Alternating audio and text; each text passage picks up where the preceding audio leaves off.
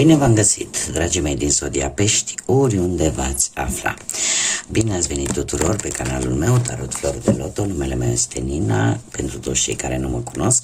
Și ca de obicei mă bucur să vă alături atât pe dragii mei abonați, cum de asemenea și pe cei care poate sunteți pentru prima oară aici pe canal. Azi voi face o lectură atemporală, fără limită de timp, o lectură pe care voi să o puteți urmări oricând doriți sau atunci când apare în viața voastră. Desigur, dragii mei, nu uitați un aspect important: voi sunteți stăpânii și constructorii proprii voastre vieți, așa că vă rog din suflet să luați decât acele mesaje care rezonează cu voi, iar restul lăsați-le să zboare în univers, pentru că sigur sunt pentru alte energii, pentru alte persoane care într-o mai mică sau mai mare măsură au o legătură cu Zodia Pești. Cum desigur puteți urmări celelalte lecturi din lista Tarot 2025, unde desigur veți găsi lecturile pe luni și lecturile atemporale, atât pentru zodia voastră cât și pentru alte zodii care v-ar putea interesa. Și acum haideți să trecem la treabă și să vedem care este energia voastră, dragii mei. Foarte interesant, a tot căzut această carte. Dragilor, avem numărul 10 și discernământ. Numărul 10 care îmi vorbește de putere de transformare. Se pare că sunteți într-o energie în care concluzionați o etapă, un capitol din viața voastră. Ceva se va sfârși, ceva nou va începe. Cumva există o dorință, un plan pe care voi vreți să-l îndepliniți. Și trebuie să vă mai spun cu această carte în mod special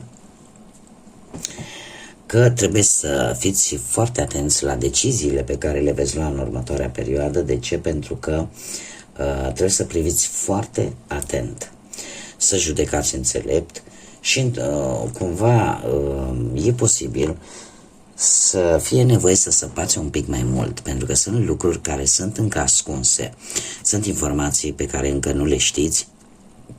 Așa că, la un moment dat, ele vor ieși la lumină și vor alunga toată această ceață, toți acești nori din gândurile voastre, din mintea voastră, în așa fel încât să reușiți să vedeți cu o claritate mult mai bună cam care este situația reală, indiferent de ce aspect al vieții vorbim. Așa că ceva se sfârșește, ceva nou începe. Dar după ce veți obține această claritate mai mult mentală, haideți să vedem ce ne spune tarotul pe plan profesional.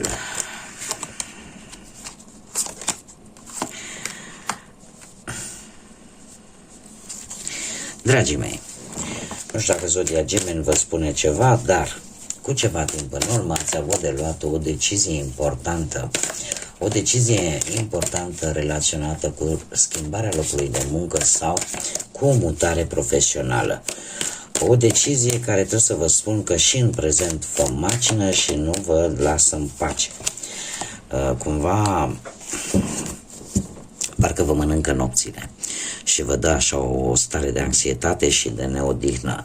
Viitorul pentru voi, dragilor, din punct de vedere profesional, se pare că ori are legătură cu cineva din zodia Berbec, da? Ori poate are de ceva de văzut cu vreun post în care este implicată foarte multă organizare, foarte multă disciplină. Împăratul, ca și arcan major, ne vorbește de cum să spun eu, de a face ceea ce este corect, de, cum să spun eu, de o anumită poziție, de un rang înalt, nu știu, un post care cere foarte multă autoritate și poate chiar o anumită uniformă specifică. Poate avea legătură poate cu armata sau în general cu instituțiile unde există o anumită uniformă. Da? Și unde lucrurile trebuie să făcute foarte bine organizat. În ceea ce privește viața asta profesională, ar spune că ar trebui să vă folosiți logica și rațiunea. Da? Pentru că se pare că pentru a putea obține ceea ce voi vă doriți și a scăpa de toată această stare de stres, cumva nu trebuie să vă lăsați influențați de ceea ce simțiți. Cumva trebuie să vă bazați foarte mult pe logică și să fiți mult mai organizați, mult mai atenți la detalii și la cum vă organizați timpul. Pe partea cu banii avem un rege de spade, iar aceleași zodii de aer. Gemeni, balanță, vărsător. Aici am avut gemeni, aici putem avea gemeni, balanță, vărsător. Dragilor, pe plan financiar, se pare că ai avut ceva probleme, dar ai înțeles foarte bine situația și ai cerut probabil sfatul unui specialist pentru care te-ar fi putut ajuta în a te redresa din punct de vedere financiar.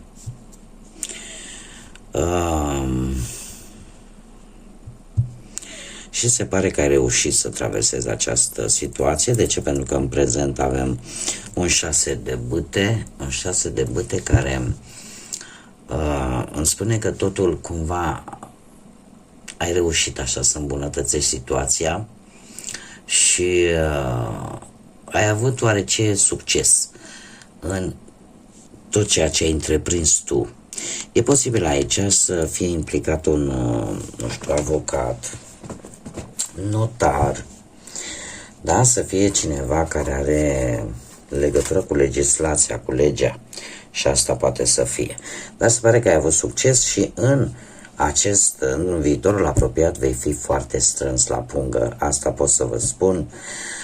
Cu acest 4 de monede, cumva nu vei mai da drumul așa ușor la bani. Se pare că problemele cumva dispar, dar vei fi foarte, foarte econom. Mare grijă să nu dați în extrem, să nu puneți poate mai mult preț pe bani decât ar trebui. Haideți să vedem în relație, în dragoste, pentru cei care sunteți deja angrenați într-o relație. Nu știu, poate de ceva vreme v-ați foarte, foarte interesant. Cu ceva timp în urmă, ori ați avut un eveniment familiar,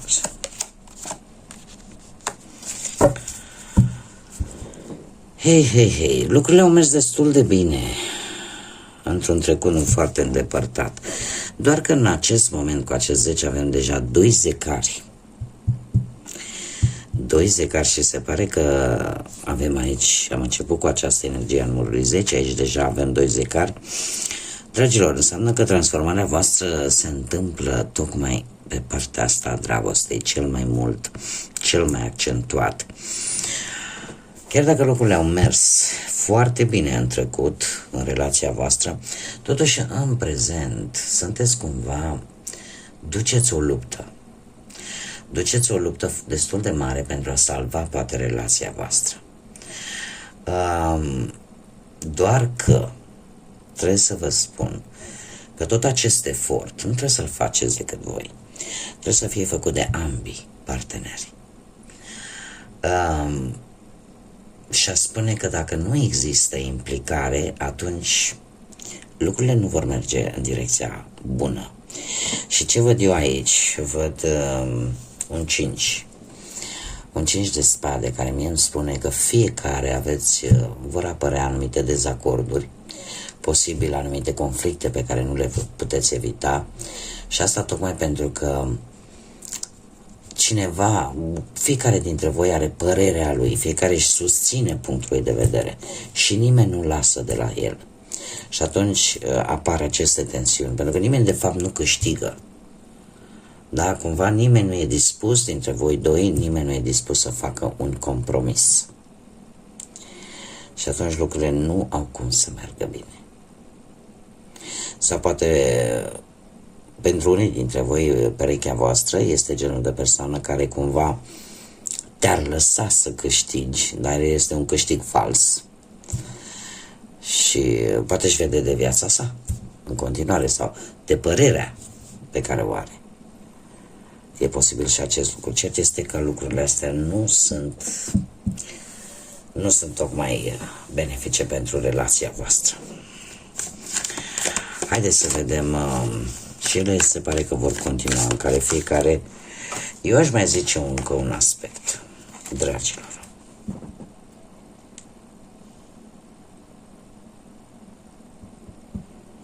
Aici cineva e gică contra. Aici cineva ține cu dinții de propria opinie. Și voi nu sunteți prima persoană cu care face acest lucru. E posibil să fie o persoană care în trecutul său a pierdut tocmai din cauza acestei încăpățânări de a avea întotdeauna dreptate. Așa, ca un mic bonus, ca să zic, o informație în plus. Cei care sunteți singuri în urma poate a văduviei, din păcate, sau a unui divorț, sau poate nu v-ați găsit jumătatea, sau poate pur și simplu ați trecut printr-o separare, printr-o despărțire. Dragilor, la voi ceva din trecut nu vă dă pace. Cu ceva timp în urmă, cu acest 6 de cupe, a spune că unii dintre voi ați avut o reîntâlnire foarte interesantă cu cineva din trecutul vostru. Vreun fost sau vreo fostă.